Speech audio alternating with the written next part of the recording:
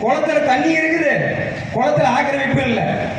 இன்னைக்கு ஒவ்வொரு துறையும் போய் என்ன பண்றாங்க அப்படின்னா அவங்களுக்கு கொடுத்த லிஸ்ட்ல போய் இந்த குளத்தை அந்நியர் யாவரும் கைவிட்டால் அனுமதியோ அனுமதியோ இந்த நாடு இந்த நாடு மக்கள் சொந்த நாடு சூரியன் இந்த நாடு இந்த நாடு.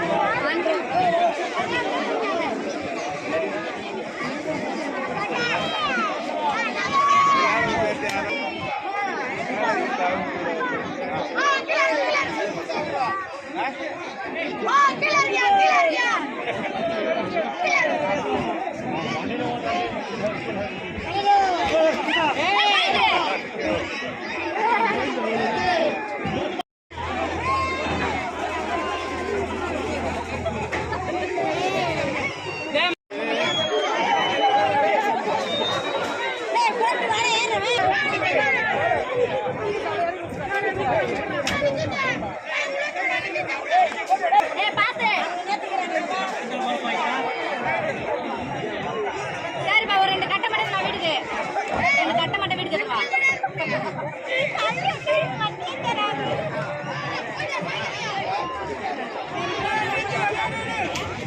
போயிட்டா 2 ஒரே மாதிரி இருக்கியா என்னடி மர்மம் வச்சிருக்கேன்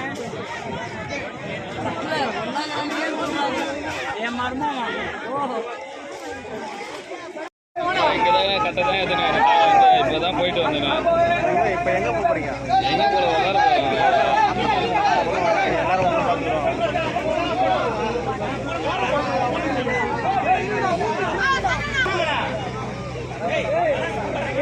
தண்ணி இப்ப கொஞ்சம் கலர் மாறி தண்ணி கலர் மருந்து போட்டாங்களா? மருந்து போடல இது கலர்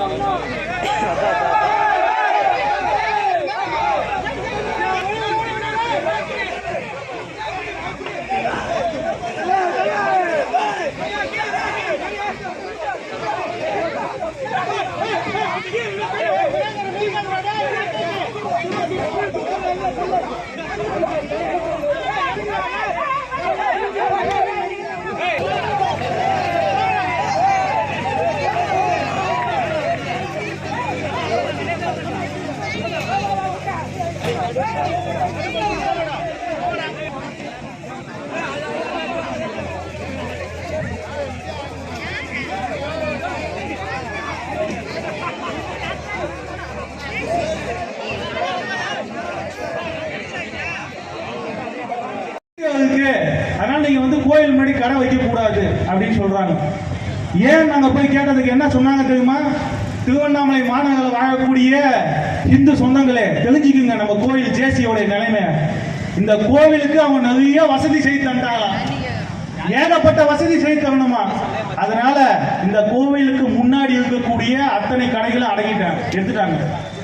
கோயிலுக்குள்ள ஆயிரங்கால் மண்டபம் இருக்கு. இப்போ இல்ல, இந்த கோவில் கட்டும் போதே முப்பாட்டன் என் தாத்தன் கட்டிட்டு போயிட்டான் ஆயிரங்கால் மண்டபம். எதற்காக?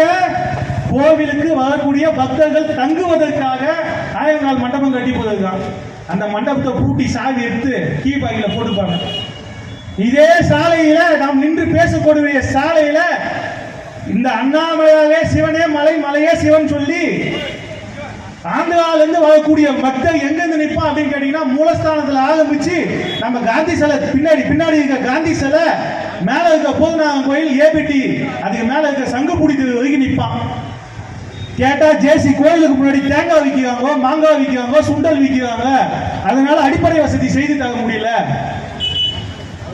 வரக்கூடிய பக்தர்களுக்கு குடிநீர் தண்ணி வேற எதுவும் கேட்கல, குடிக்கிறதுக்கு தண்ணி, பாத்ரூம் போகிறதுக்கு. பெண்கள்லாம் அழுவுதான் கோயில் உள்ளாக போயிட்டு, சுகர் பேஷண்ட் அழுவுதான் கோயிலுக்குள்ளாக போயிட்டு. இதெல்லாம் இந்த முன்னைய தட்டி கேட்டா அனுமதி மறுப்பு. கோவில் முன்னாடி எந்த ஆர்ப்பாட்டம் பண்ணக்கூடாது, உங்களுக்கு அனுமதி மறுப்பு. யாருதான் இந்த கோவிலுக்கு முன்னாடி போய் பண்ணலாம் அப்படின்னு கேட்டீங்கன்னா திராவிட மாடல் அரசியல் இருக்கக்கூடிய அரசியல்வாதி யாரு போய் கேட்டாலும் காவல்துறையே ஸ்டேஜ் போட்டு கொடுப்பாங்க, மைக் வச்சு கொடுப்பாங்க, கரண்ட் எடுத்துக்கலாம், தப்பு இல்லை. ஏன் அப்படின்னு சொன்னா இந்த திராவிட மாடல் அரசை எதுவும் பேசக்கூடாது, உடனே வழக்கு, உடனே கைது. மகாவிஷ்ணு ஒரு தம்பி சென்னையில என்ன பேசினாங்க? ஒன்னும் பேசல, நீதி நேர்மை தர்மத்தை சொல்லி கொடுத்தாங்க அந்த பிள்ளைகளுக்கு, வேற எந்த இதுவும் பண்ணல. அவங்க மீது வழக்கு பதிவு பண்ணிருக்காங்க. ஆனா நேற்று காந்தி பேசுறாரு, யாரு? திராவிட மாடல் அரசனுடைய காந்தி பேசுறாரு. அமைச்சர் என்ன பேசுறாரு தெரியுங்களா? என்ன பேசுறா தெரியுங்களா? நீங்க எல்லாம் எவெல்லாம் பாவம் பண்ணீங்களா அவனுக்கு தான் ஆம்பளை குழந்தை பிறகுன்னு பேசிட்டாரு. இது வரைக்கும் யாரா கண்டனம் தெரிவிச்சாங்களா? ஒருத்தர் கூட இல்ல. அப்பதான் அவரு பேசுறது நியாயம் எப்படி? அவரு